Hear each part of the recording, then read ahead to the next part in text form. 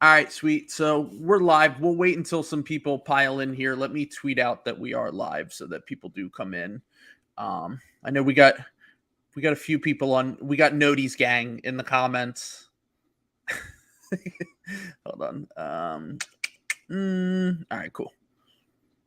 So we can start up top by me just fucking complaining.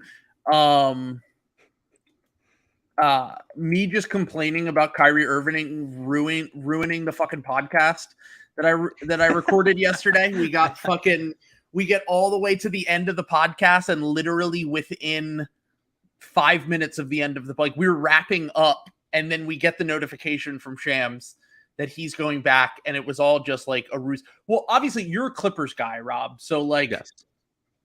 Part of you had to be like, it's disappointing when it just like nothing happens, but another part of you had to be like, fuck yes, the Lakers get screwed over. Well, a little bit about the Lakers get screwed over. I mean, it really would have depended. I mean, if they would have tried to get Kyrie on the tax pyramid level and kept Russ, I don't like that could have been. They might have still not made the play-in. I don't know. Anything is on the table. The Lakers, I have no idea how to feel about the Lakers at all. With Kyrie, without Kyrie, you could tell me that they're like the 3 seed next year. Like, you could tell me that they're the 12th seed, and I'd be like, sure, right. Yeah, I mean, I am happy they didn't get Kyrie though, because even though I didn't want Kyrie on the Clippers, and I think he's overrated and toxic and like a million other things, something about me, like just him on the Lakers, I feel like would just work because it would be the most irritating outcome for the entire NBA. Like the board of governors would be like, this dude forced his way out, took a $30 million pay cut to go play for the Lakers and LeBron. They win a championship and the NBA just shuts down. Like there's no CBA for like 4 years. Literally just ruins the league. It did remind me a little, and obviously Kyrie's and I totally agree with you. Like I talked with my coworkers earlier today about this, and I'm like, look, man, like there was no one that was higher on the Nets when they were the Nets with James Harden, and there was no one that was more optimistic about when Ben Simmons and Seth Curry went there and all that shit. But ultimately with Kyrie and Ben to a lesser extent, I guess Ben to a more of an extent because he just never shows up anymore. But it's like you have to be available, and like of course talent's important. And like when I found out Daryl Morey made a phone call to see like what Kyrie Irving's availability was, I was like, what the fuck are you doing? Like don't. Like, I had people mad at me for not wanting to get Kyrie Irving. And I'm like, we literally have 6 years of this guy trying to ruin the teams that he's on. It's not that he isn't an amazing player. It's that, like, I actually said I think the Lakers might have been the only chance that it could have possibly worked. Not because of what you said, but because of what, like, the fact that the Lakers were just so desperate. What other options do they have? Sure. Like, with Anthony Davis and LeBron James, the Lakers team building strategy from now on is basically just going to be, it's almost going to have to be like 3 stars and then a bunch of vet minimums MLE guys, because they're not going to have road to cap space. Like even when Russ comes off the books, LeBron, if he re-signs, is going to make so much money that like they might be able to get like 1 or 2 decent role players with that cap space. But like, I just don't really see like that. The only reason I thought that the Kyrie to the Lakers thing could have possibly worked was because they've just dug themselves so deep in a hole with the Russ thing that it could have been kind of like their way out. Yeah, I mean, I think it would have been a good acquisition for them. I mean, on the taxpayer mid-level or in some sort of swap where like Key opts in and they ship Russ out somewhere and they bring on him instead. Like, of course, I mean, he's way better than Russ at this point, like so much better. And he fits obviously a ton better with LeBron and Anthony Davis. I mean, a guy who's a great shooter, can do ball handling, but is fine playing more off the ball, much more of just a pure bucket getter than Russ is, which is kind of what they needed at times. Like, I mean, the defensive issues would still be there. The rest of their team is still a complete and utter mess. But like, they would have been a theoretically scary team. I don't know how much any of those guys would play together. Like, again, like, I mean, you could tell me those guys would play 5 games together next year if Kyrie had gone there, and I'd be like, right, yep, 5 games, sure. like LeBron is ancient. Anthony Davis is getting up, but AD and Kyrie are both like around 30 now. I think they both have extensive injury histories. Kyrie, in addition to the injuries, just doesn't show up half the time. Like, you could tell me anything and I would believe it. But now he's back on the Nets, which is one of maybe the funnier outcomes. It is. It 100% He's is. like he was clearly trying to leave, and I was like, oh no, I'm to playing with Kevin Durant and fulfilling my contract or whatever that was. Yeah. Unbelievable. Yeah. So, what's up? We got Haynes in here. What's going on?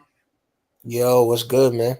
What's up? So we were just talking about Kyrie, and we were talking about him going back to the Nets being possibly a funnier outcome than him going to the Lakers. Nick Friedel was saying earlier, apparently. So 2 things. Brian Windhorst apparently said that, I actually see in the comments here, Let's Talk Sports said, Windhorst saying apparently Kyrie to the Lakers is not dead yet, which I think it probably is at this point. Like, unless there's a team that's out there that is just like last second will take on Russ's expiring, like the Spurs, who seem, we'll talk a little bit more about them later, but like the Spurs seem to be going into like blow it up mode. And they might just be like in asset accumulation. Let's get two future Lakers first and get, although they never want to help out the Lakers, which is why they didn't trade Kawhi there all those years ago. But it does seem like unless there is some team that really bails them out, like the Lakers are out of the Kyrie sweepstakes. But then again, we probably would have said the same thing about the Sixers and James Harden last year. And then that blows up before the deadline. Like, if you told me, I think that he's going to start the season as a Net. Like, I think he will be on the team to start the season, but I wouldn't be shocked if halfway through the year we're talking about a Kyrie headlining the deadline as the trade piece next deadline.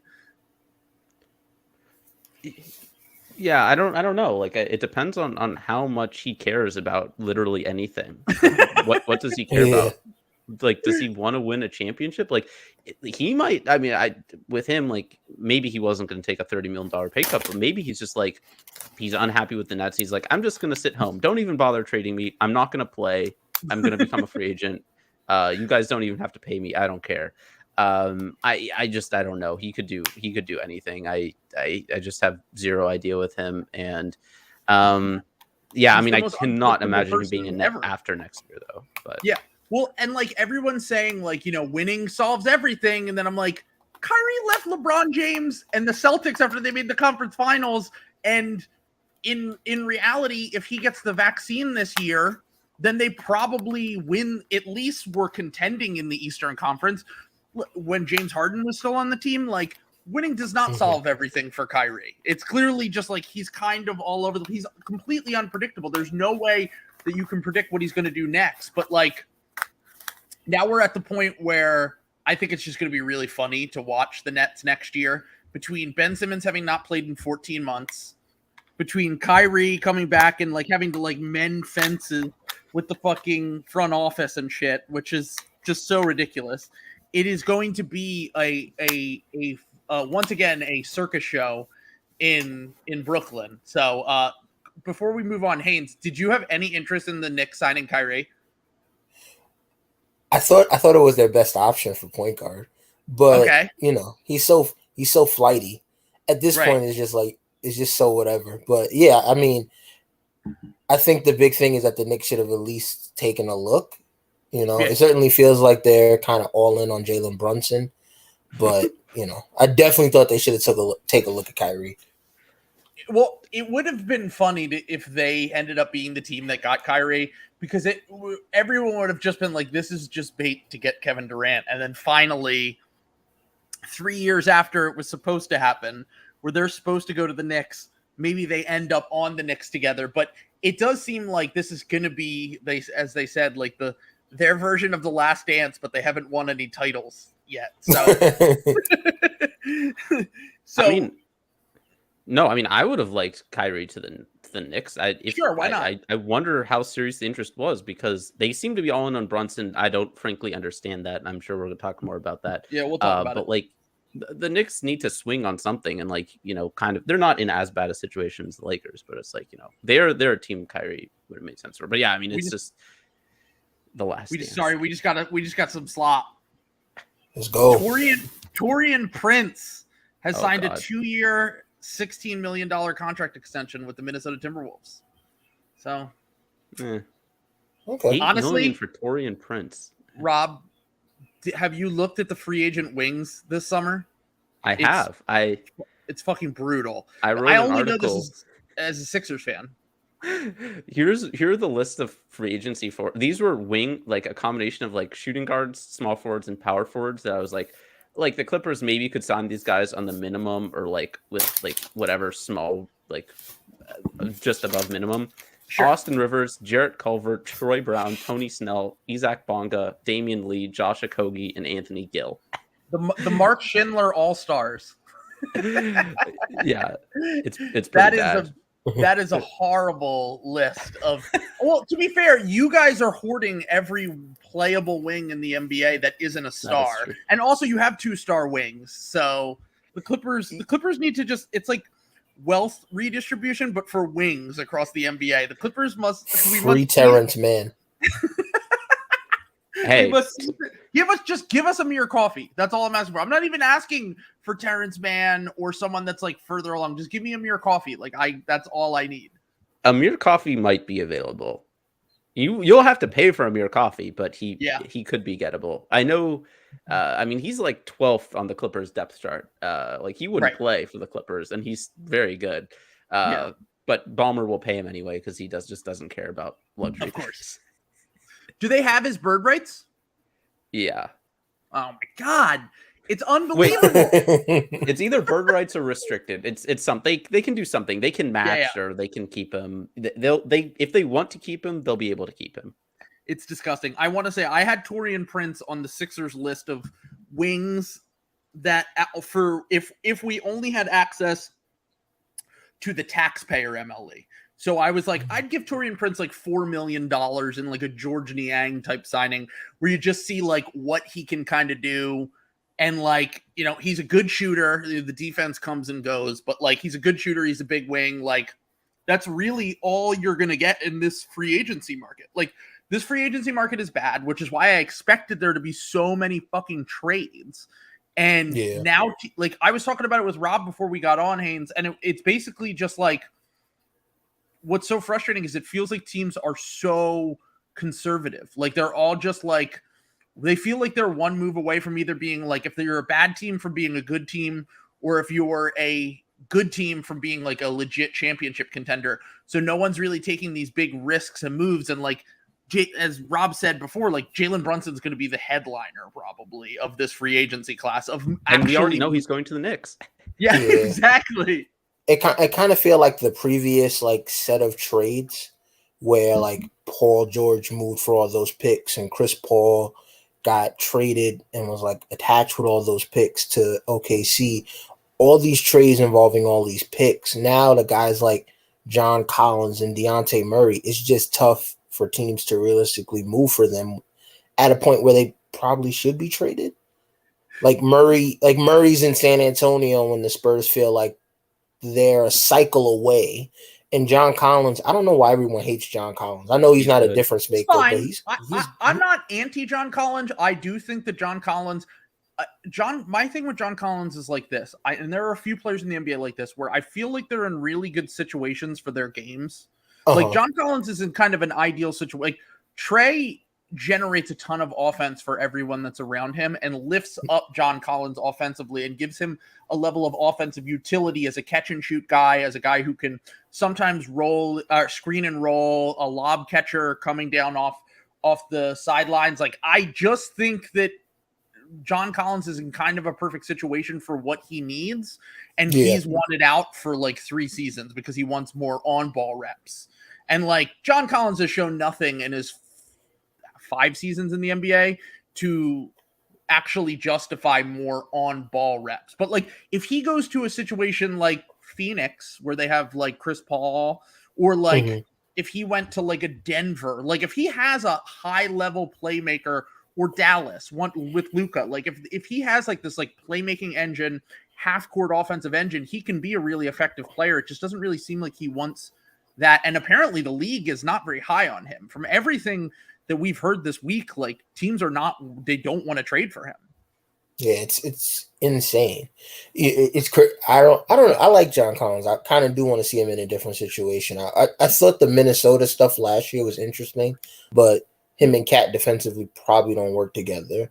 But I just think that the fact that now everyone wants picks, multiple picks and pick swaps for anyone that has like a shade of yeah, like anything. Like Dejounte Murray made the all like Dejounte Murray, like his first 2 or 3 years was like cool, and then he like makes he gets a cheap extension, makes the All-Star team, and now San Antonio wants the moon for him. It's very like it's that's like crazy.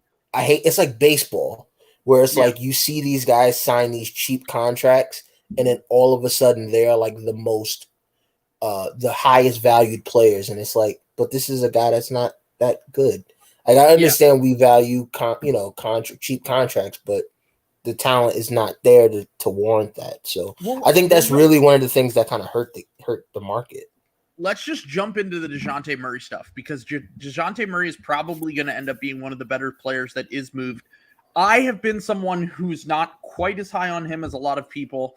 I've been yelled at for it before. I think he's a very good player. I think that his stats were a little bit juiced this year with the Spurs. I think that their objective this year was to kind of juice up his value on the trade market. And by the way, I actually am of the mindset that it's actually a smart move to do this. Like, next year's draft is fucking loaded. Like, you got 5 or 6 prospects at the top of that draft that could be legitimate stars. You have, like, you're going nowhere if you're the Spurs, really. And like Dejounte and Derek White and like all those guys, they're very good players, but like if you can get back legitimate value for them in a trade, like they did with, although I think that Derek White probably could have gone for more than they got for him, but like getting back legit, like if you got 4 first-round picks for Dejounte, that starts your rebuild and then gives you like something to build off of. Even if you wanted to do a quick rebuild, at least it's a little bit more than just like kind of being in like competition for the play-in every year. I think it depends on how much you think his leap last year holds. And how much those stats are real. I mean, is he like a top 30 player in the NBA? I'd probably not. Like, I don't know. Is he like 30 to 40? Loaded. Yeah. Like in that 30 to 40 range, I would say. Yeah, like he's very good. He's what? Like, I mean, ideally, he's probably the third best player on your championship team. Sure. He'd probably be very overqualified for 4th, but like, yeah, I mean, he'd be great on the Clippers. But you guys don't need anyone else. You're already loaded. Yeah, no, but I mean, he's like, that's the kind of fit that would be good for him. Like, I don't know, like a team trying to trade for him is like a lead option either. Is like, are you really going that far with him as like your lead guy? Like Trae Young would be interesting because his defense does make up for a lot of Trae's flaws, but like he also needs the ball in his hands a lot. Exactly. That's why I hate the Atlanta shooter. I don't understand it from the Hawks perspective either, outside of just like Dejounte is really good, but like I don't see him and Trae Young being that great together. So yeah, I'm curious on him. I honestly wonder if he doesn't end up getting traded. I think Collins is a lock. I think Malcolm Brogdon is a lock. But like I don't like Murray. I could see Murray not getting traded. Like I don't think teams are willing to pay for 1st-round picks. There was that rumor today that like some team has already offered 3 firsts and a good player, a young player, and like I kind of don't believe that. You think it's the Knicks? I think it's the Wizards. Maybe it is the Wizards. I like the Wizards fit a lot. But the Wizards kind of weird that drafted Johnny Davis, right? Yeah, but he feels more like a 2. Like, yeah, I feel like you feel like, so is he just a bench guard? Yeah. Yeah. Like I think he's a fine prospect, but yeah, he does. Yeah. Yeah, like I would kind of wish. I kind of thought the Wizards would be more. It's weird that this rumor came up like right before the draft, because if you'd have told me this made like Murray for 10, I'd have been like, that makes sense, 10 and stuff. But yeah, I like the Wizards. I don't get the Knicks stuff. I don't get Murray and Brunson together. I mean, Murray and Barrett. Murray, Barrett, Randall is like, who's like, that's just a brick squad. Like, I don't know what. Yeah. Like Brunson can shoot, but like it's still Brunson isn't a great fit there either. Like they have no spacing for him, and like I just don't know. The Brunson to the Knicks thing just makes it is the most Knicks move ever. Like he's very good, and like that. I like Jalen Brunson. 4 years, $100 million is probably an overpay, but it's probably not like crazy. Yeah, who cares? But like what? Like like how does that moves the Knicks from like the 11th best team in the East to like the 9th best team in the East? Like that's what the thing is like what is the direction here? Because it's like if you're just like here's the thing. I like what the Knicks did on draft night. I know they got a lot of shit for it. The only part I didn't like was that last part where they got back the future Milwaukee first in the trade. But getting 3 first-round picks, even though there were some protection things on there, like they're probably going to convey at some point. Getting 3 first-round picks for the 11th pick in a weak draft is totally fine to me, even though there were some prospects that were on the board when they picked that I did like. Yeah. But my whole thing is like, are you just trying to do like what you did when you first got Thibs, where you're just like, we have a level of competence, and then people will want to come here, and it's like, well, then you had a level of competence, but you kind of like overshot how good you actually were that season. And like Rob said, like they were the 4 seed that year in a weird COVID year where Julius Randle played the best basketball of his life, and it seems like an outlier. And now your 3 guys are going to be Brunson, Randle, and Barrett. And like, yeah, if RJ Barrett continues to get better and takes a massive leap, like, and maybe you can move on from Julius Randle, you're going to have a level of competence. But like, I just don't really. It seems like the Knicks game plan is just like there isn't one. It's just like, oh, let's just constantly pivot and get whoever the next big guy is. And like this year, the free agency class is so weak that they're just like, well, we have the connection to Rick Brunson. We have like it's just like, you know, he's from the Northeast. Like it's just like a convenience thing. And I just don't really understand. Like I just don't really understand what the long-term plan is here. Yeah, I'm not quite. My biggest issue with trading 11 was I liked some guys on the board. Like I like Tari Eason. I liked Branham from Ohio State. Yeah. I liked Wesley from Notre Dame. So those are 3 guys I was interested in. My biggest issue is I just feel like all these trades we see for stars have draft picks and talent, and the Knicks young talent. I feel like I've always been lower on the Knicks young talent than most people. So it's just like, if you're not going to put RJ Barrett on the table, you're going to have to try to convince someone to take Obi Toppin or Emmanuel Quigley. And those guys are like fine, but like they're good. They could be good role players. Like I think they find a niche and be a decent role players. Yeah, but I just think like a lot of Knicks Twitter thinks like those are key pieces to like a 50-win team, and it's just like I don't see it. I don't know. Obi is more interesting to me than Quigley.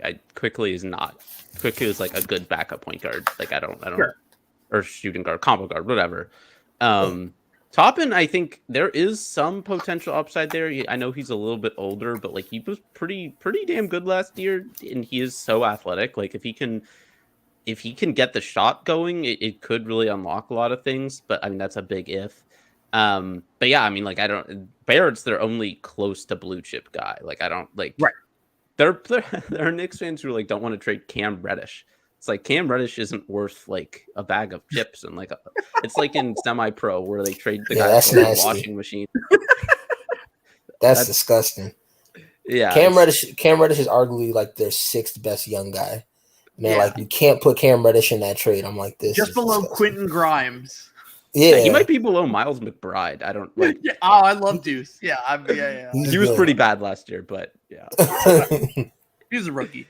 Cam Reddish has 3 years of being bad, though, so compared to 1. So, well, I always get yelled at for not being a Cam Reddish fan, but like, Reddish is another guy who I think, like, in theory, could be good.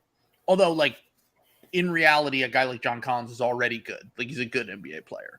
In theory, if Cam Reddish were to have bought into, maybe it's just the Hawks culture sucks. Maybe it's just like, everyone's fucking miserable there. They always all hate each other. Like, it seems like outside of like that one stretch where they ruined my life and they beat the Sixers in the playoffs, it does seem like they've kind of been They've kind of just had shit like Trey's not getting along with Collins, and then Cam Reddish thinks he's a star, and then they're always trying to make the next big trade. They're trying to get Herter out and Bogdan out, and like it's just they're always trying to like move pieces around.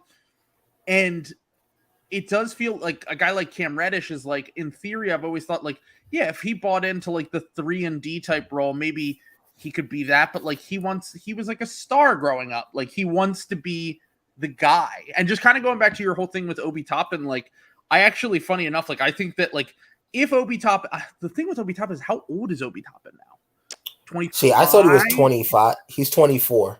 Yeah, okay, 24. Okay, I mean, like, look, I know he was older coming into the league, but like I've definitely seen flashes, and there are moments with him where like you could see almost like a diet John Collins type, where like you could like the athleticism and all that shit. But like you said, like going into year 3, if the shot isn't there, like the Knicks' whole plan is built around guys who probably top out as 5th starters, except for RJ Barrett. 5th starters, 6-men type guys, the younger guys that they have on their team. And then you have RJ who, like, who knows? RJ's a really hard worker. He seems to get better, but he's just incredibly inconsistent. And if he can somehow get on track and become like an all-star level player or a sub all-star level player, then you're cooking with something. You at least have something to build on. I don't know how they're ever going to get off the Julius Randle contract. I don't think it's as bad as people think it is.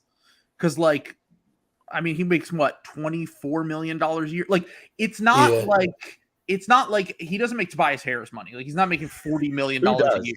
Yeah, I mean, literally the greatest players of all time, and then also Tobias Harris.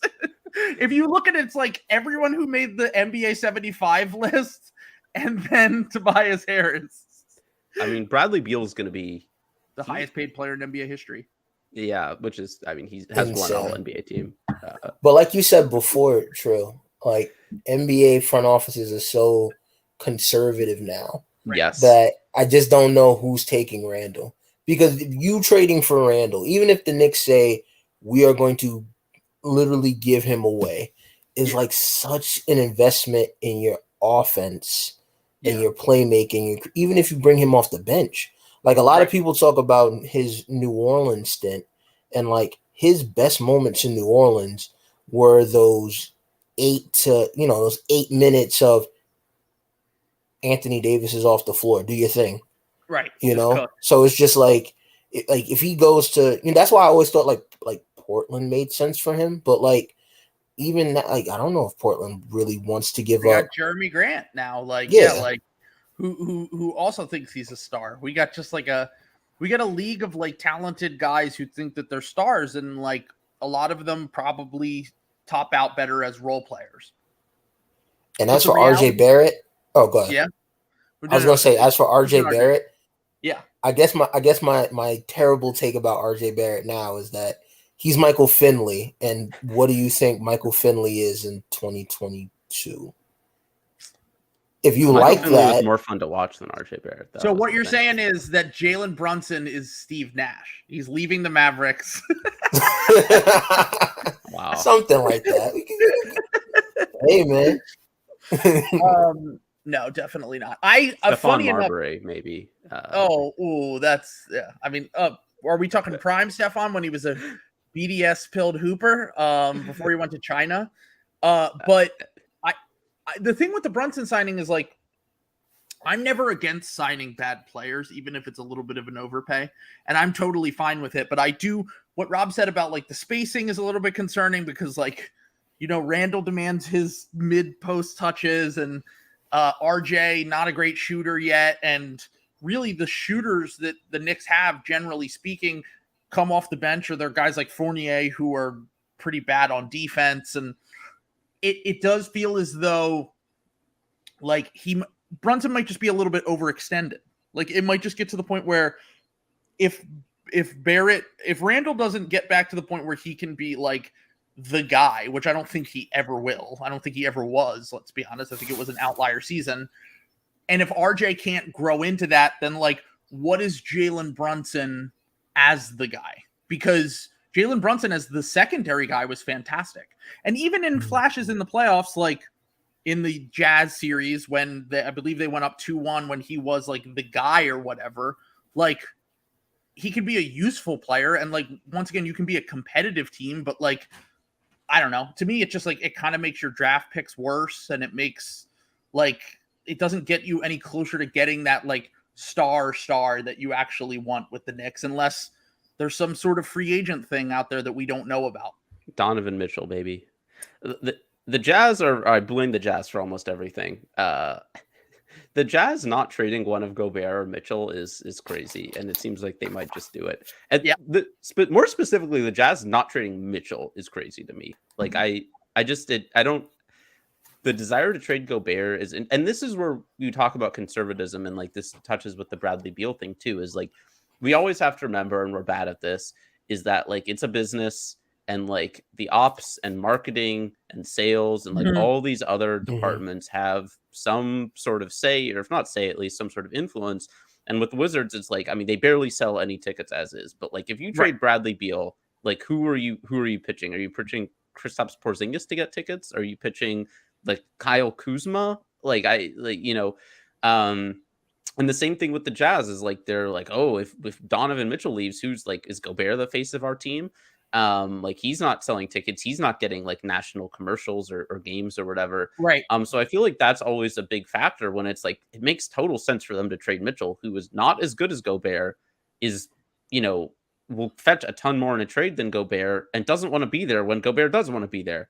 It makes no sense to me, but they are like, them not trading Mitchell has like this whole cascade where like now like Jalen Brunson's now the top guy. Whereas if maybe they trade Mitchell, like it opens up the trade market. Maybe that's who the Knicks trade for. Brunson maybe stays with the Mavs. Maybe he goes somewhere else.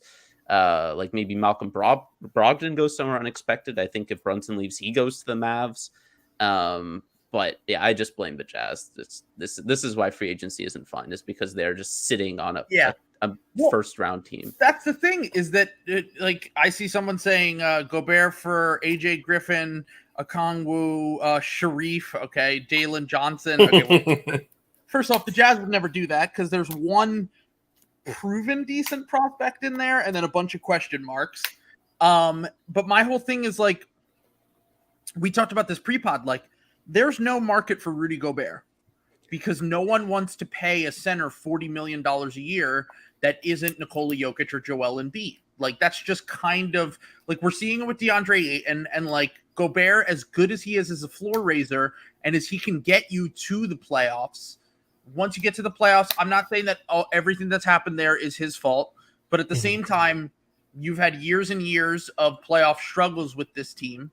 And teams are like, why am I going to pay this guy $40 million if he can't necessarily help me contend for a championship, is how most people would look at it.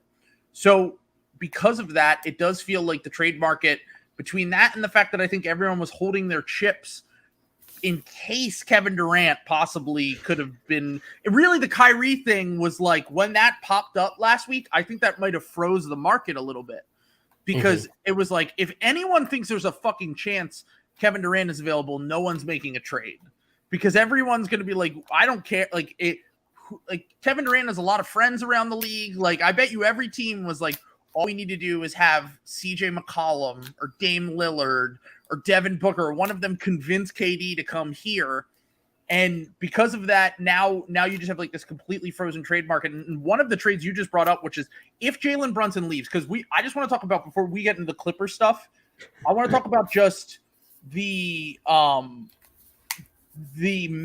end of this, because the Mavs have somehow just got to the conference finals. Luka Doncic is absolutely amazing, because that franchise is somehow just like in complete dog shit all the time, and has been ever since they drafted Luka. Just, it seems like they consistently make the wrong decision between trading for Porzingis too early, giving up all those picks to get Porzingis.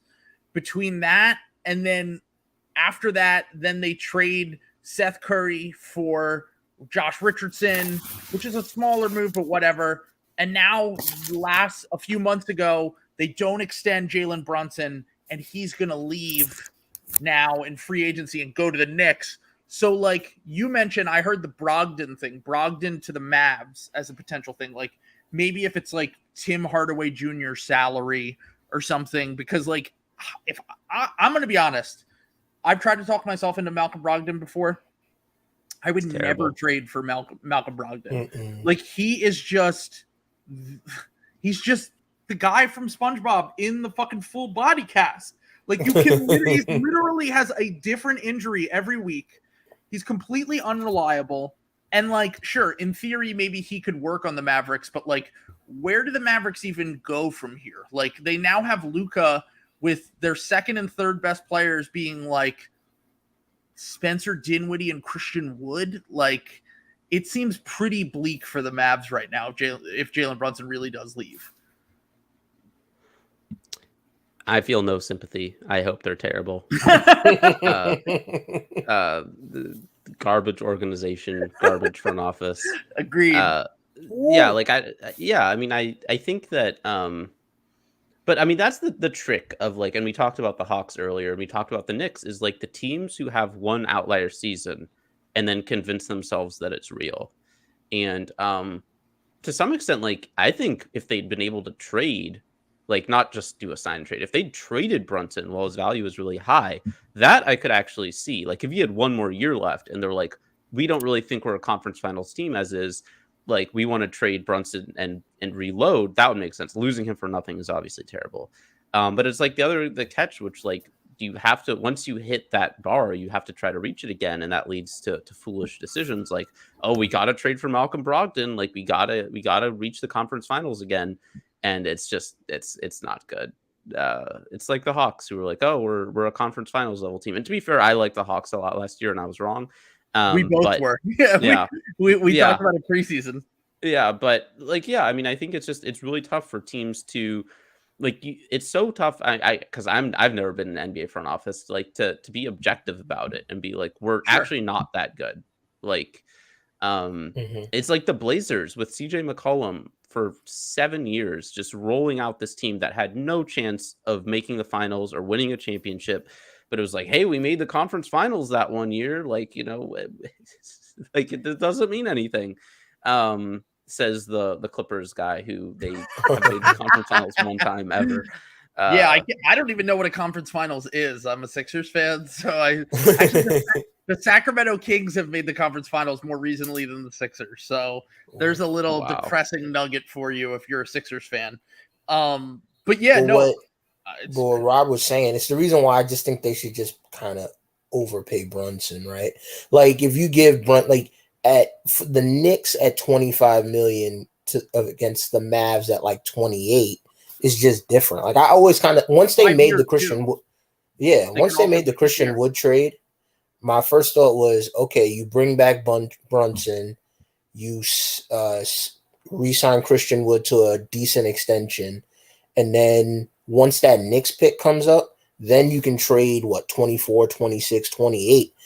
I kind of thought that was the avenue to try to get a guy for Dallas. So I know everyone's saying that it's the Knicks to lose right now, but man, if I'm Dallas, I'm giving him what he wants because I just think I've heard, I don't think it's about the money. Like I think it's about the point that like I think that him, his dad, his agency, they all felt. By the way, I don't know if you guys know. Well, I'm sure Haynes knows this because you're a Knicks fan. Obviously, you have the Rick Brunson connection. I believe, is he an assistant coach now? Did I read that correctly?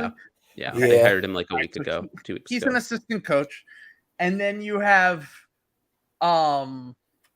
the connection. Leon Rose's son is Jalen Brunson's agent. Yeah, and Leon I think Rick Brunson was Leon's first client as well. It's insane. It's a lot. It is a lot. Is the most classic Knicks thing that ever happened. Yeah. The amount of nepotism going into just getting like the 60th best player in the NBA. We'll pull out all the stops to get Jalen Brunson. It's so funny. It's that's the thing. And like from everything I've heard, it wasn't about the money. It was the fact that like they felt disrespected by the Mavs. The fact that like the Mavs didn't even want to extend him for like 4 years, $55 million in January. and now he's worth double what he was then. And they're like, fuck you, basically. Like, you had your opportunity. We had all this stuff, and like, he wants to go to New York. His dad's there. He has the connection with Rose, the CAA thing. Like, it does feel like it's just kind of like it's just another bridge that was burned by the Mavs. Like, the Mavs are just constantly like they somehow draft they draft the best prospect in fucking years and who's already amazing. And every other move that they've done has seemed like, honestly, except for probably getting off of the Porzingis contract and getting like Dinwiddie and Bertans, who's not good, but like getting two smaller contracts that like aren't good contracts was probably one of the better moves that they've made. Like, they seem like they've kind of shot themselves in the foot here with this whole plan. And now they just have they don't draft well. They don't have anything to trade. Like, they just like, it's just going to be, can Luka carry us? Is Luka good enough to carry us to the finals? Because if he isn't, then like we're pretty much fucked. And like, look, Christian Wood, another talented player, but like, I just, once again, I'm just not like, I can't buy into a guy who's like been kicked off of a Chinese basketball team because he just like doesn't give a shit. And is like fighting in the locker room and leaving games in the middle of Houston Rockets games, and it's been cut from NBA teams for shit before. Like, I just don't trust that. I just don't trust that one fucking, there's just no chance I trust that at all. But before we move on to the Clipper stuff, Dejounte Murray, the teams that were rumored were the Knicks, which, like, fine, whatever. Like, if the Knicks are going to trade for Dejounte Murray and have Brunson, Murray, RJ Barrett, like, all right, fine, whatever. They're just trying to be competitive. It's fine. I don't really like that fit all that much, but it's whatever. I hate the Hawks fit. I don't really get that at all. The Wolves were the one team that was kind of interesting to me because I feel like the Wolves might be the one team where he could kind of work. Because, you know, you have Anthony Edwards, you have Karl Anthony Towns, and then you could just use D'Angelo Russell's contract. Apparently, D'Angelo Russell has, if you can imagine this, has zero trade value right now. They apparently shopped him around and tried to get him traded. He only has 1 year left on his deal, and no one wants D'Angelo Russell. But if there was a situation where like you could get rid of D'Angelo Russell and bring in Dejounte Murray and give up a few draft picks, whatever it is, 3 first-round picks or whatever, and maybe a swap, that would be a situation where I feel like it might be a little bit workable. Just because I feel like, I always felt like, you know, I think Ben Simmons ideally was a little bit like, when they were trading for him, it would have been kind of a similar situation. But like Dejounte with Cat and Edwards, I could see that working a little bit better than some of these other situations. So like, if there is a trade that happens for Dejounte Murray, I would like it to be to the Timberwolves. I like the Timberwolves. I do also like the Wizards for him. I mean, I don't understand. Like, if the Wizards are committed to building around Beal, which it seems like they are, then I like the Dejounte. Like, you know, sure, a few firsts, like Rui Hachimura or Denny Avdia or Corey Kispert or Rever.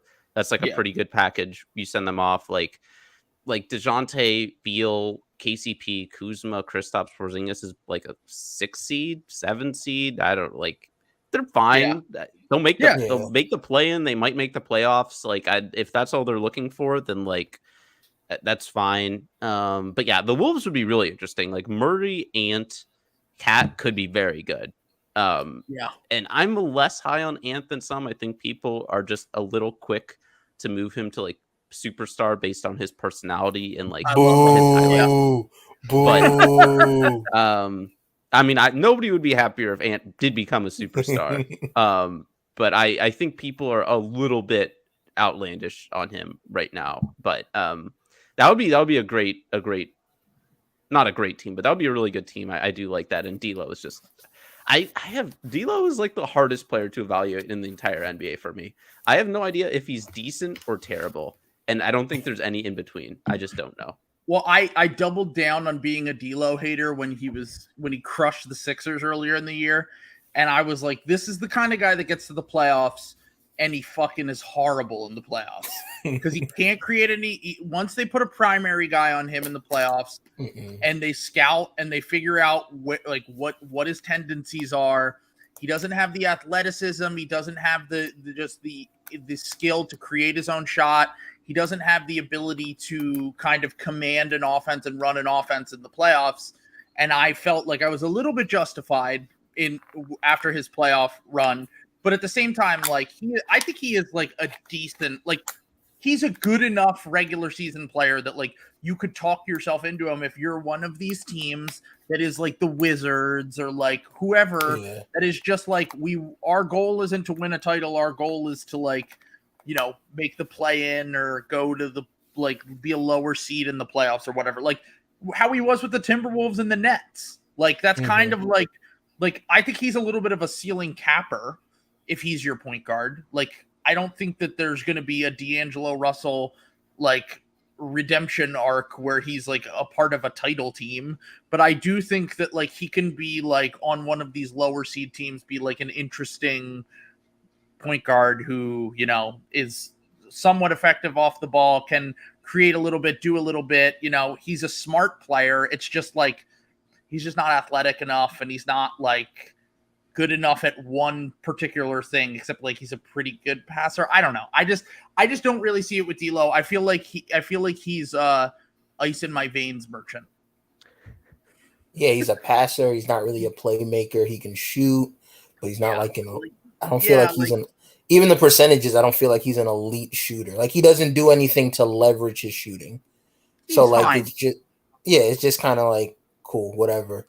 But I like the fit for the Wolves. I think that I feel like the Wolves are kind of on that Memphis kind of trajectory. They kind of need another guy to take a step forward. I personally like Jaden McDaniels. I think that's the right one. But I think so, but Jaden, yes. But like I kind of like the defensive identity. They were like one of the best offenses in the second half of the year. I think Murray would come in and do a lot of good things for that team. So I'd be interested if they traded for him. That would be cool. That would be where I hope he ends up, because that would be a fun young team for sure. And if they are on the Memphis trajectory, they just have to hire someone from draft Twitter, and then they'll be the next Memphis. All right, so we got Rob here, so we got to talk about the Clippers. So John Wall signs with the Clippers. I just want to say, Rob, you've changed. Because this is the kind of move that I could, if everyone was, by the way, everyone seems to like this move or love this move. And people were like acting like I was a hater for being like, I just don't really get it. Like, I'm not saying that like John Wall can't be like an effective backup point guard and play 20 minutes a game and do whatever. And like, maybe he'll provide the rim pressure. Maybe he'll do all the things that people think that he can do. But it does feel like people were talking about this like it was this no-brainer, brilliant move. And of course, if you're signing him to the taxpayer mid-level, it's a low risk. But at the same time, like I'm like, I feel like the Clippers are really good without John Wall. Like, why do they need John Wall? Was my whole thing. Yeah, I mean, I like it. I don't think it's brilliant. I don't think it's like all this stuff about like, oh, he's a big three or no. Yeah. But yeah, like I mean, they didn't have a backup point guard. Like, unless you think Terrence Mann is a backup point guard, I really don't. Like, Terrence Mann is very good. I think the experiments to play him at point guard have not really worked throughout his NBA career. Like a guy who brought the ball up a lot for parts of last season was Amir Coffey, who we were also talking about before the pod. Yeah. And like, I love Amir Coffey, but like, if the Clippers are healthy, like he's not playing much. So like, I think they did need a veteran backup point guard, and like Wall is better than most of the guys on the market. So just from that sheer perspective, I like it. The question for me with him is we were talking earlier about guys who like Cam Reddish who think that like they're the man, and with John Wall, it's like a little different because he was the guy. Like in his prime, he was like an incredible player. Yeah. But like he is not that guy anymore. And like, will he accept a bench role? Will he accept 20 minutes a game and not closing? Will he accept like he's probably won't average more than like I can't see more than like 12 points a game? Like, is he okay with all this? Is part of it like the Clippers were like, yeah, you'll start, you'll get a lot of touches. If that's the case, then I don't get it, because I don't like his fit next to Paul George and Kawhi Leonard much. I like him as the bench guard who, like, one, when Kawhi Leonard and Paul George are out, load management, and Reggie Jackson is load managing, and they're going to do lots of load management. Like, you can just be like, John Wall, here, you can have a 40% usage for this game. Go back to Wizards John Wall. Like, he can still do that at like low efficiency, much better than other guys they have on the roster, which is helpful when they're resting people or their injuries. But yeah, like if it's on the condition that like he's going to start and play like 30 minutes a game, then I don't really like it. But if it's on like hey, like we're bringing you on, you're comfortable with coming off the bench, you're comfortable with playing like 20, 22 minutes a game and not having the ball in your hands a ton, like then I mean, it's not brilliant, I don't think, but it's a good move. He's a better backup point guard than they could get otherwise. But yeah, if it results in them losing Isaiah Hartenstein, I was going to say that's the thing is like I guess we got to see, because if the Clippers make moves to get another center, like because you guys have once again I said 1,000 wings earlier, a bunch of tradable contracts. Like Marcus Morris might not be on this team next year. Luke Kennard might not be on this team next year. Like there might just be some guys that might be movable. And like the two names that they've been tied to are actually Nerlens Noel, who is never healthy. Nerlens was good in Sixers legend. I'm a Nerlens guy, to be fair. I love Nerlens when he's healthy. I've always kind of been a Nerlens guy. Yeah. The thing is, like, he's still very good defensively, not as good as he was, I think, early in his NBA. That his offense is pretty brutal, and he is never healthy. But like, would they really need much from him on offense with how much offense they have on the roster? Like, I don't really think so. I'd be pretty in favor of him. I mean, Hartenstein is much better because Hartenstein is like a god. But but I mean, Nerlens Noel. I mean, I did a free agency thing on backup centers, and it's like Robin Lopez and Hassan Whiteside, and I mean Hassan Whiteside actually isn't bad, but he's like fine. If he's like your backup, I mean, it's like when Andre Drummond's your starter, you want to kill yourself, but when he's your backup, you're like it's fine. Hassan Whiteside is comparable, yeah, exactly, yeah. So like I don't know. I mean, if it's like Wall in, if it's effectively like Wall plus Noel or Wall plus like a minimum center instead of Hartenstein, I don't know. It might not really end up being that much of an upgrade. I mean, Hartenstein was so good last year, and like I think they kind of need that backup center. I know they like to go small, and Ty Lue loves going small, but like through the course of a regular season, like you need a second backup center. So yeah, true. So I just popped on the screen. Tim Cato Slop just dropped, basically confirmed the Knicks are signing Brunson, and it is certainty. So kind of bouncing off that, Haynes, do you know the cap moves because like we're talking about Nerlens Noel to the Clippers right now? Yeah. So do you know who they would have to get rid of to make the room? Because like it feels like the PJ Tucker to the Sixers thing for me, where everyone's just like, oh yeah, he's signing the 3-year, $30 million contract, and I'm like, but we literally don't have the mid-level exception. Like how is this going to work? Is Tobias Harris being traded? Is Matisse Thybulle being traded? Is James Harden taking less money? Like, there's no explanation behind it. So, like, do you know what they would have to do to get to the number that they would need just to sign Brunson outright?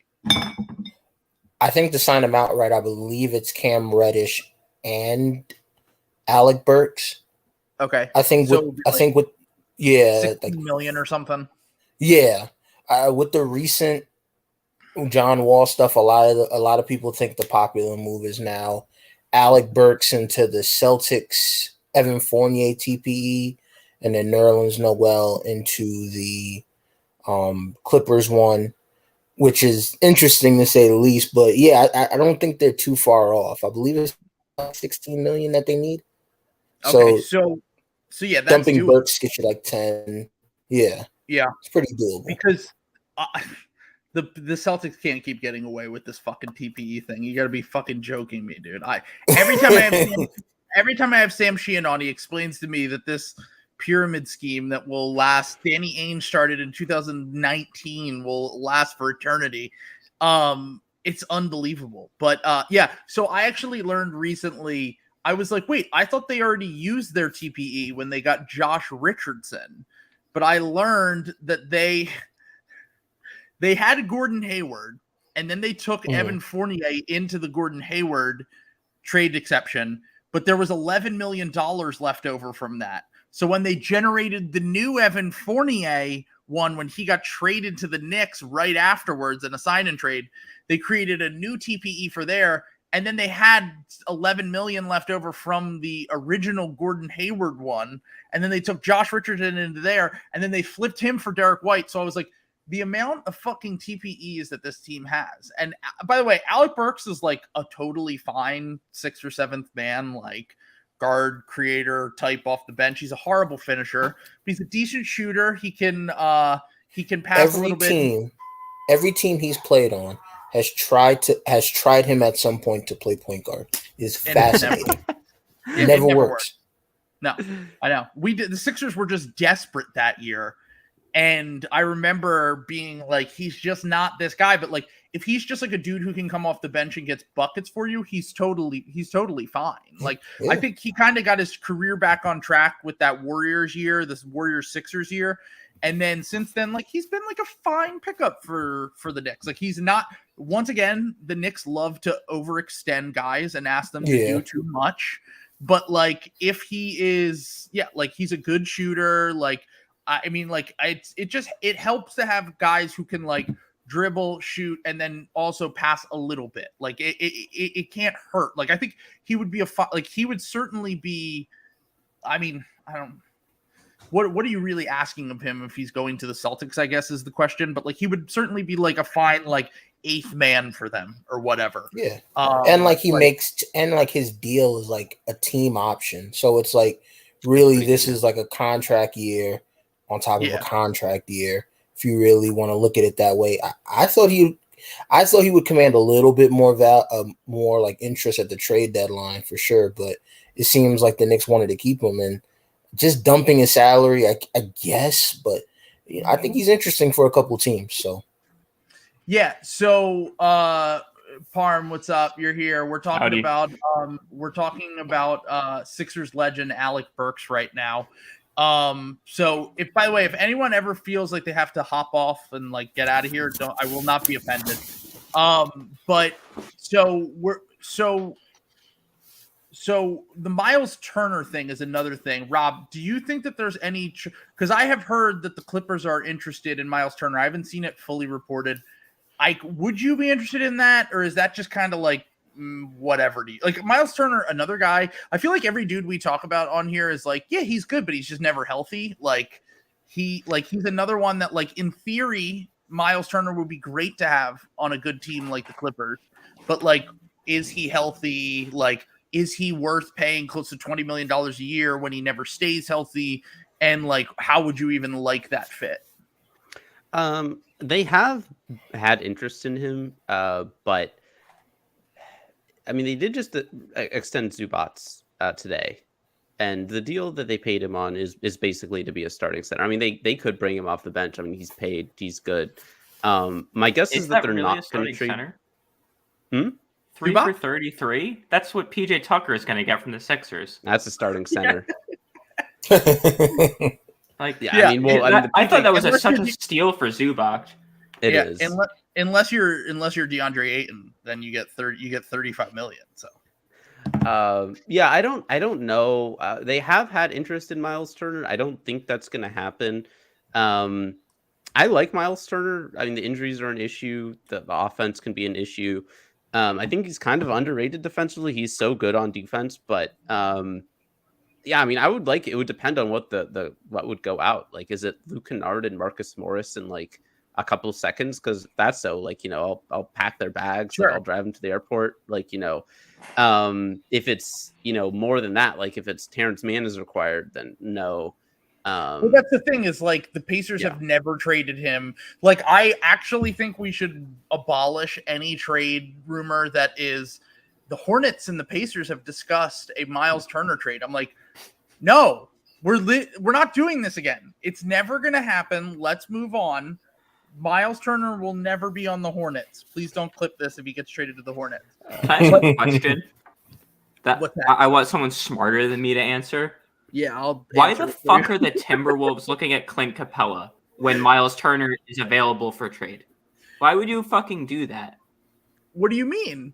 You don't like Clint Capella? Well, I guess then I don't like Clint Capella as well as I like the fit of Myles Turner with Cat. If you're gonna make Cat being a quasi power forward like he's Kristaps Porzingis, like get another one of those guys. Spacers. Yeah. Versus just like a straight center. Right. And also like who is running pick and roll with Clint Capella? Like Clint Capella's best years of his career have been with like James Harden and Trae Young because he's a lob threat in the pick and roll and like whatever. Like who is Anthony Edwards doing that? Like you're not into the Lob City Jordan McLaughlin Timberwolves. I mean, I would probably prefer Myles Turner over Clint Capella for the Wolves, but also like how. All right, let's look at. So I feel like Malcolm Brogdon always gets shit for missing games, and I mean, like I understand he never plays games, like it makes sense. But Myles Turner has played 42 games, 47 games, 62 games over the last 3 seasons. Like, well, he's been really hurt too. This past season, I think they just held him out though. I don't know for how long. That is true. Also, but I think shortened seasons too. Like there were a couple shortened seasons, but I think this past year he was injured. But then they're like, we stinking, we're tanking, so we're holding him out. Yeah, true. But yeah, I mean, he is always. I mean, that's still not a great injury track record. But I mean, yeah, I have no idea what the Hawks are doing or why. I don't. Yeah, it's what we talked about. The teams are too conservative. They don't want to actually trade anything. Every single player is precious. Every draft pick is precious, and it's like, oh, you know. Yeah, which is why you got to respect Daryl to some extent. Like, I mean, he made the trade for Harden. Like, he put in what was needed, and now I guess he's gonna make a ton of other moves to get his guy. Like, I don't think it's a smart move to get PJ Tucker. Do you want to talk about the PJ Tucker thing? I don't think. Well, one, I don't have no idea how this is not tampering. It is tampering. It's the most blatant tampering. Like the Knicks to Brunson thing it's so bad this year, but like the Tucker thing has been for like weeks, and not just that they're signing him, but like the specific contract. They're going to offer him 3 years, $30 million, and he's like, come on, like you could just pitch it like this, like we're not tampering. Who else is going to pay a 37-year-old 3 years, $30 million? Like there isn't a team in the NBA that would be like, yeah, let's give the guy who's almost 40 a 3-year contract. Like, I don't know if it's because I have an illness where I have to talk myself into every single thing that the Sixers do, but like, I do think that like a Celtics fan actually pitches to me, and I know that the Celtics fans have their own illness with the TPE stuff, but like, what Morey likes to do is he generally speaking likes to make these contracts that have the first few years are guaranteed and then the last year is non-guaranteed. So he did it with Eric Gordon when he was in with Houston. Eric Gordon's going into the last year of his deal. The year after that is non-guaranteed. He did it with Danny Green with the Sixers. He guaranteed the first year. He non-guaranteed the second year. And the way that he gets people to buy into that is basically he says, look, if we have a trade and like like Danny Green tore his ACL and he's going to get paid $7.5 million next year, even though he tore his ACL. So that's the pitch to like PJ Tucker's like, look, we're going to pay you for the next 2 years, your third year. And the hope is that the third year isn't fully guaranteed. From what Keith Pompey said today, it sounds like although Keith has been getting fucking everything wrong. So except for the PJ Tucker stuff, which he called like a week and a half, 2 weeks ago. But basically his thing was like, I think he said 27 of the 30 million is guaranteed. So like that last year will probably be a $7 million tradable contract. And like the Sixers aren't going to have tradable contracts. They'll have Harden on a max. They'll have Embiid on a super max. They'll have Maxey potentially getting a lot of money in a few years. So like the thought behind it, I guess, is like, if he's washed this year and he just is like sucks, it's going to be a disaster, like undeniably a disaster.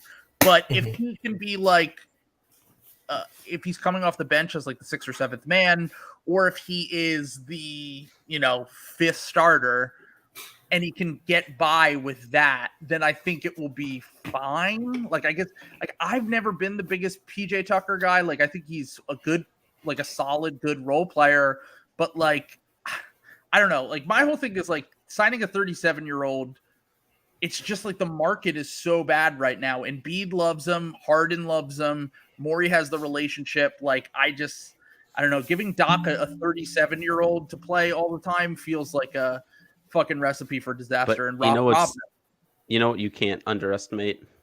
The amount of dog that he has in him. His mental toughness. That it's like, yeah, I would also like good players that are like not 100 years old that could be like mentally tough. Like, like people were talking about Jay Crowder earlier, and they were like, the Celtics like the fact that he's mentally tough, and they might want to bring him. Like, they don't like the fact that he just like will shoot like 100 threes in a game, and like try really hard on defense, like and like try to rebound and shit. Like, that's why you should sign a player. You shouldn't sign him because he's like mean to the other team. Like, this isn't hockey. Yeah, I don't know. The tough guy thing is tough when it's your seventh best player, right? It matters if your best player is tough or second best, even third best. When it's like your corner shooting, yeah, it's like I don't know. Like with the Clippers, it was always Pat Beverly was at least a starter. You know, he was a starter who played a lot of minutes. PJ Tucker, I guess he might start. It depends on if they trade Tobias Harris or not. But like, you're not playing. You're not playing PJ Tucker like 35 minutes a game at his age, probably. It's like, don't cast Doc Rivers. Oh, I need to see this. PJ Tucker just crumbles into dust on the court. Yeah, it's 100%. Paul Reed will never see the court in an NBA game again. Doc will finally be like, you know what? We're gonna shrink our rotation to 6. Charles Bassey his name will be forgotten. Doc will not know who he is. We'll check in. It'll be like, I'm gonna throw up. Oh my god, it's so terrible.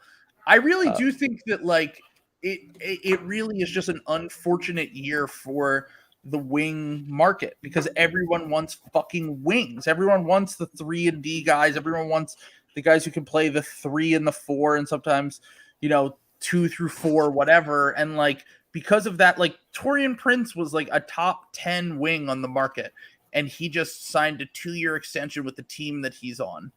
And it's like, Taurean Prince is like, whatever. Because Daryl's washed. He's cooked. Daryl's cooked. Daryl literally just traded 23 for DeAnthony Melton the other night. Here's the thing. DeAnthony Melton was a Houston Rocket. All he can do is retreads. 10 years ago, Did he ever play a game for the Houston Rockets? He was a 2-way player, I think. No, he might have been. What was he? Just a G leaguer? Yeah. Yeah. He never played for the team. Either way, that doesn't suit my narrative.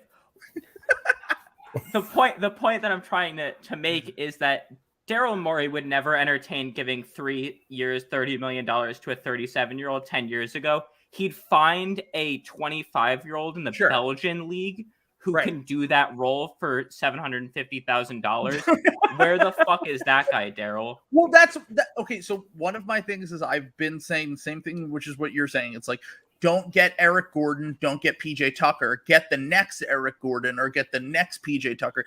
Get the guy who in a few years from now can be a solid role player on these contending teams, and you can get them on decent deals. But to be fair, that's kind of what DeAnthony Melton is. Like, what's Anthony Bennett doing right now in the Taiwanese league? What's he putting up? He could probably do PJ Tucker.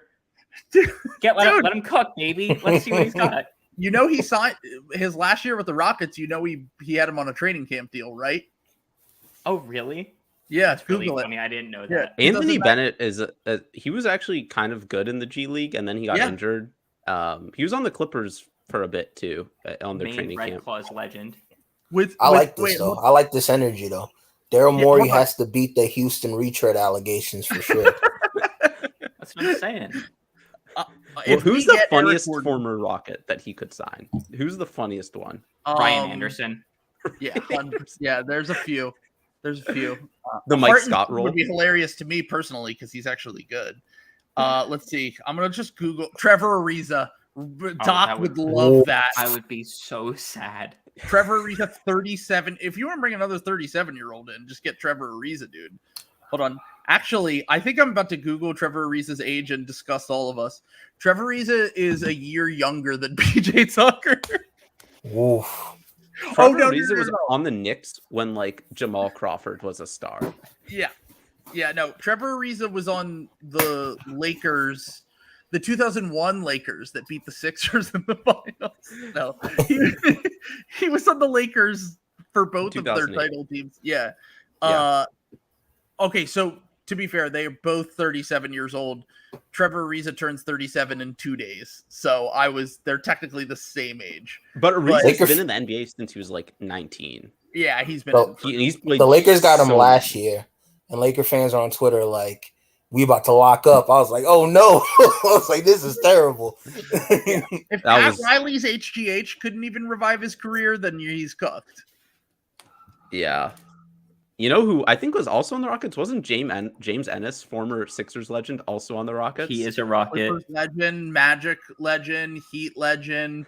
Like, what team has James Ennis not? Orlando Magic legend. Yeah. He has played for every team in the NBA. He's like Kevin Ollie. Or Ish Smith. Yeah. I need Ish Smith. He's like one team away from breaking the amount of teams played for record. I think he's at 11 or 12. And I think the record is 13. Isn't it? I think it's Kevin Ollie, Joe Smith, and who's just like the most generic. No, but I think that there was a player named Joe Smith that played for like there was teams. Yeah. And I only know that because his name is Joe Smith, and it's like the most generic, like, hello, my name Joe Smith, NBA player. I do have confidence that Morey will. I do have confidence that Morey, like, he's drafted well since he's got here. He's made okay moves on the margins. He hasn't made like these home run moves on the margins. And I just want to say, as much as Tobias drives everyone crazy, I understand why everyone wants him gone because of the contract and because he's had a little bit of a tiff with whatever. Like, Tobias is still, even if we get PJ Tucker, even with Melton, like, he's still our fourth best player at worst. And like, I do think that if we move on from him, that people will realize, like, yeah, maybe, I don't know, maybe investing all of your chips in, like, if we traded him and we got back like Eric Gordon, it's like, that would be bad. It would be a downgrade. If it's Tobias for Eric Gordon and PJ Tucker, I think the Sixers are worse. Okay, so I think they might be, the only reason I think that they might be a little bit, they might either be the same or better, is because of the fact that, like, you're basically putting all of your chips on Harden being back to regular Harden. And then on top of that, you're putting your chips on Tyrese Maxey making a leap. And then you're just saying every other guy that's on the floor is just there to chuck threes and rebound and do the things that we need them to do. But like, if those things don't happen, then yeah, they're probably a little bit worse, because Tobias has the ability to shot create. He can shoot threes off the dribble. His defense was improved. The rebounding isn't great. You know, he doesn't always make the best decisions. He can get a little bit lost off the ball on defense. Like, there are a lot of flaws in his game, but like, ultimately it would be a downgrade if we were just like, all right, let's put the oldest men in the NBA on the Sixers and see if we can figure it out with Doc Rivers as coach. Yeah, I feel like it's weird because I feel like there aren't, it keeps circling back to the conservative nature of front offices, but like, I feel like there aren't as many like terrible front offices now, but I still feel like most of them are not very good. It's like the Warriors aren't that good. They're lucky. They got fucking lucky. They drafted Steph Curry 13 years ago, and that single decision has basically, I'm sure, like the Draymond draft and like Jordan Poole, but like basically it's just that they drafted Stephen Curry and they've kept Stephen Curry. Sure. And that's been almost everything. Well, Rob, you put it perfectly. It's like when everyone was trying to overanalyze the NBA finals and everyone was like, oh, well, Boston does this and that. And you were like, well, one team has Steph Curry and the other team doesn't have Steph Curry. So I think that team's going to win. And it's like, the Warriors have had Steph Curry in his prime or post-prime, whatever he's in now, for 8 years. And everything else doesn't fucking matter. Like, nothing works without Steph. Like, all the numbers prove it, all of everything. Anytime you put a somewhat decent team of NBA players around him, they're going to be contenders. And, like, it makes up for all of the moves on the margin for sure. Yeah, I mean, speaking of Knicks moves, how Knicks would it be? I don't think they're going to do this if they traded for Andrew Wiggins and we're like, Andrew Wiggins is our guy. That would be NBA champion, all-star. I was going to say after this year, they would have to pay a fucking fortune to get Andrew Wiggins. But I don't even think that the Knicks would do that because I think that the Knicks, and one of the things I know people were like, I saw some people saying like they should get Dejounte instead of Brunson, but like at least they're just signing Brunson. Like they're not giving up a bunch to get him. Yeah. I don't know, Haynes. Like the Knicks? How are there any other moves besides Brunson? I don't really follow. Like the only thing we're hearing in free agency is this Brunson thing. Like 10 different reporters have released Brunson news articles today, and it's like this is Jalen Brunson. Are they making any other moves? I am not that connected with the Knicks. I saw an unreliable thing about Dejounte Murray. So is like there anything else? Like is it just like they're getting multiple point guards and just really Brunson and giving Jericho Sims an actual NBA contract, but that's about it. Maybe they trade Derrick Rose at some point. Maybe they trade Alec. They probably have to trade Alec Burks and Nerlens Noel, but everyone's saying that they're like this is the first step. But like, what's going to take Randall is the question. Yeah. What they should do, I think they can, is bring back Carmelo Anthony. There you go. 38-year-old Melo. A lot of Knicks fans want that. If you tweet that, let him go out on his terms. Yeah. Let Melo cook. Wait, do they really? Wait, Hayes, do they really? Yeah, of course. Yes, Melo. Yes. A lot of Knicks fans want Melo to end his career in New York. At least Melo was really good at one point. It's like there are some players in the NBA that were never good, and then they just convince people that they were like people have like this like nostalgia for Terrence Ross, and I'm like, Terrence Ross has never been good. Why do we do this with him? It just blows my mind that there are certain people. What's that? Scored a lot of points that one time. Did score 50 points in a single game. It was really cool. So did Corey against Brewer. The Clippers. Corey Brewer also pretty cool. Who was the coach? Oh, it was Doc Rivers. Oh boy. Speaking of Corey Brewer, everything ties back to Doc Rivers in the end. Fucking full circle moment. All right, before we get out of here, let's talk a little bit. I just want to know, what are the Pistons going to do? Because it seems like they're one of the only teams with cap space left. It seems like Portland's kind of made up their mind that they're just going to do the Jeremy Grant thing. Maybe they'll make a few moves on the margins. They'll get like a Thibault or someone that is like a rotation player. But it seems like that was really their splash move. They drafted Shaedon Sharpe. They don't seem to be we don't really know. Like, is Detroit going to make a push for Ayton? Because if Detroit makes a push for Ayton after they just drafted Jalen Duren, I don't really know what the plan is there, because it sounds like isn't the new thing Miles Bridges to Detroit? So Mitch Kupchak came out today and he said we're keeping him. And he was just like, no, we're gonna match anything. Like, he's a restricted free agent. Basically, we're gonna match. But like, also, little sidebar, Michael Jordan, the cheapest man alive, has to salary dump Gordon Hayward to re-sign, to create salary cap space, quote unquote, to re-sign Miles Bridges, as if we all don't know that you have his bird rights. You can literally just go over the cap to re-sign him. You're just being cheap as shit, Michael Jordan. But they did say that they're going to do that. So like, if I were the Pistons and I had all this cap space and like I couldn't get Miles Bridges, the Ayton thing doesn't really seem like it's a realistic possibility anymore. Like, I just a little sidebar on that. Like, I think there's like a decent chance that Ayton is just back on the Suns next year. That would be funny. I mean, at this point, like, who's gonna are the Spurs seem to want to be going into tank mode. The Pistons just drafted Jalen Duren. The Hawks seem to have moved on to Dejounte Murray. Like, what team is gonna just trade? Blazers, maybe. No, the Blazers, apparently the reports came out a few weeks ago that they were just like they were their guys they were eyeing up. They moved on from Ayton, and the guys they were eyeing up were like OG Anunoby, Jeremy Grant, John Collins, and then they got Jeremy Grant. So like, it doesn't really sound like Ayton is a realistic possibility there now. Like, there's at least a decent chance that Ayton is back on the Suns next year because there's just like not a huge market for him. I mean, that's good for the Suns if they can have a sit down and be like, "Hey, man, we're sorry. We're sorry. We're bad. You're our guy. We believe in you. I know we're not giving you the full max, but we really believe in you." Chris Paul is sorry for all the mean things he said. I don't know. I feel like the Suns losing Ayton would be pretty bad for them. So it's kind of an ideal outcome for them as they get to keep Ayton and they probably won't have to pay him the max. Sure.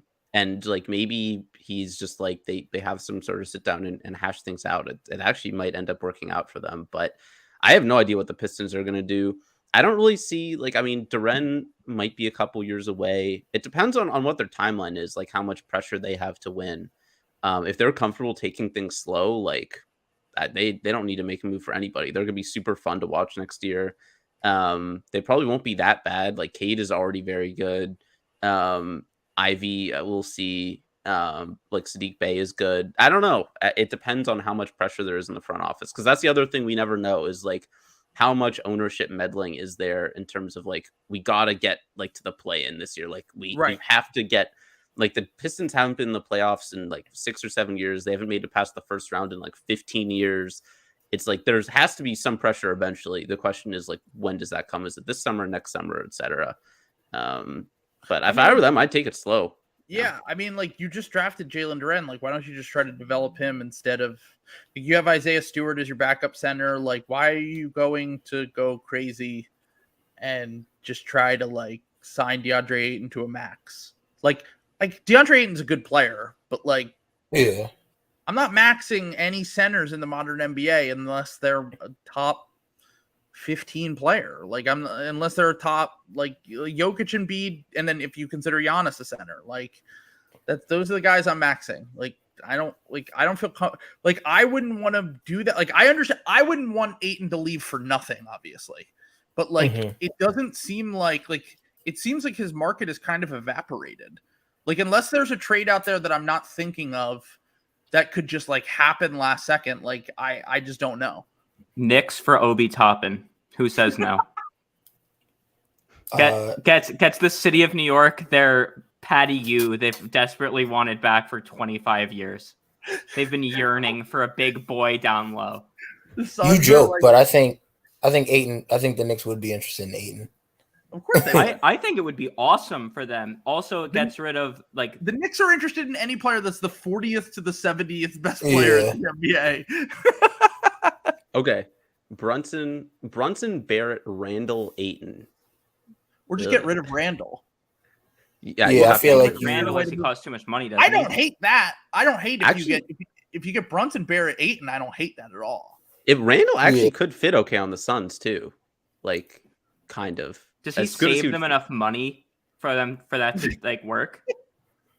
Yeah, he gets like 26 mil. That's like 10 mil off from a max. That's not bad. Sarver's got to have enough money to donate to Sheriff Joe Arapo's he's campaign. Wait, actually though, speaking of Knicks centers quickly, what about are they keeping Mitchell Robinson? Because he could be a Pistons target. I don't think they are. No, they are. They are. They think I think they are too, just because I think the targets were Phoenix, Detroit, Chicago. I don't believe the Chicago stuff, but he didn't really have a big market to begin with. So I think they can get him back on the MLE mid-level. Well, that's weird. Okay. I just went to my one group DM and there was a trade, Julius Randle and then the Knicks first round pick next year for DeAndre Ayton. That is very weird. Write it in. Just literally just made that happen. But yeah. Okay, by the way, if I were the Pistons, I would seriously consider taking Gordon Hayward's contract back and just getting things from the Hornets. Yeah. Gordon Hayward, when he's healthy, is still good. He's just never healthy. And if you're the Pistons and you don't really care about competing the next 2 years, like just bring Gordon Hayward in, let him fucking play for a little bit. Maybe you can trade him as an expiring. You can maybe get a first or two out of it or whatever they're taking to get off that because they got to save money to sign a guy that they can just sign. Yeah. I would take advantage of that situation if I were the Pistons. Like I would be like if I'm Orlando or I'm the Pistons, I'm looking at guys with 1 year, 2 years left, and I'm just like, fuck it, I'll take this guy's contract on, and like we'll either come to a buyout or we'll just like he'll just play for a little bit, and then we'll find a trade, and then we'll just take on like a pick or two just to do it. Like who cares? Like Gordon Hayward's good enough that you could get away with it. He's not this version of Russell Westbrook. And anyone who can shoot. They just need guys who can shoot the ball. Exactly. They have no spacing except for Bey and Cade, and even Cade was like a not great shooter his rookie year. What? Sviva Kylie? Talk about G League superstar Sabin Lee? Oh, I'm sorry. You're not going to know Sabin Lee? That was Sabin Lee erasure. My apologies. Come on. I totally forgot about him. All right, last Killian Hayes. Absolutely. Yeah, I mean, Killian Hayes might be sent back to France soon, so we'll see. Although he's still like 17 years old, so he might have a little bit of upside. I think he's a second contract guy. He improved last year from being like one of the worst players in the NBA to just being like bad. That's a pretty big improvement in his second year. He's still young. I don't think he's gonna be great. Like, I think he could end up being a decent like backup point guard. I would not write him off just yet. He's someone who like I can see teams sneakily try to trade for this summer. Sure. Just like let's see what he got. Let's see what he has. Bring him in the room. And if you're a bad team, just let him run pick and rolls and stuff and figure it out. Yeah, no, I don't hate that. He was once a draft Twitter darling, but so was Jared Culver, who has not worked. I had Culver over Barrett. I'm not gonna lie. Oh boy, did you have Garland over both of them? Yes, I did. Okay, well then there you go. That's a W. All right, last thing before we get out of here. In shocking news, Russell Westbrook opted into his contract today. So I just wanted to give a round of applause for Russell Westbrook. Congratulations for making your dreams come true, getting the bag. What'd you say? Send him home. Yeah. No, we love Russ. Send Russ home. To OKC? Absolutely, dude. Let him cook. Just ruin everything that they've built. Who gives a shit? They're gonna win 9 games anyway. You might as well have Russ doing awesome shit while they win 9 games. It's a That's good money. Point. They are a money laundering front. No one cares. And I really hope they don't get Wembanyama next year. One more tank. Then they get Victor. The Cleveland Cavaliers are going to get Victor Wembanyama because they are evil demons that get the first overall pick whenever the owner is like, oh, I'm going to leak some blackmail on Adam Silver, and then they get the first overall pick. That's how the Cleveland Cavaliers operate as a franchise. The Thunder they're gonna find the most ludicrous ways to tank. Yeah, I can't wait. It's gonna be amazing because they have people have already forgotten. Mm-hmm. People have already forgotten how badly they were tanking at the end of last year. They played the Clippers late, and they were like they benched Teo Maledon. They benched Teo Maledon and Poku, who were bad NBA players.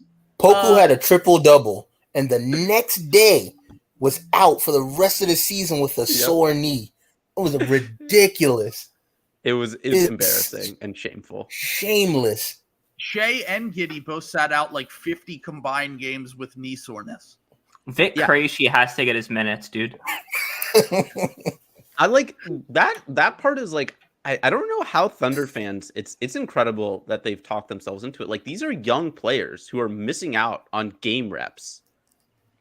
And they wouldn't be good anyway. Like you're sitting Josh Giddey, who's really good, like a super fun rookie. He's gonna miss 20 games of his rookie year where he could have been playing, learning more about the NBA, developing, and they're just like, no, we're just not gonna play him so we can lose an extra 2 games. I don't know how you talk yourself into that. I don't know. Now they got if they get some Victor, like it'll be worth it. But like to be fair, next year, like all you need to do is be in the top 4, and like you're gonna get somebody incredible. But exactly. I feel that way about the Magic too. In a way. Like they just suffocate all their guards. Yeah, I just feel like they have so many good guards and not enough minutes. Like they're just out of minutes for these guys. Yeah. What about a Markelle Fultz to the Sixers return? That's right. Yeah. Hey, can we sign Jonathan Simmons real quick? We're gonna send Tobias Harris back home to the Magic. We're gonna send Markelle Fultz back home to Philadelphia. We're gonna come full circle here, folks. It's gonna be a beautiful moment in NBA history. That would actually be a good fit for both teams. Yeah. There you go. All right, let's make it happen. Yeah, we'll have Paulo, and Tobias. Tobias 1 and Tobias 2. All right, gotta get out of here. Peace, guys. Peace.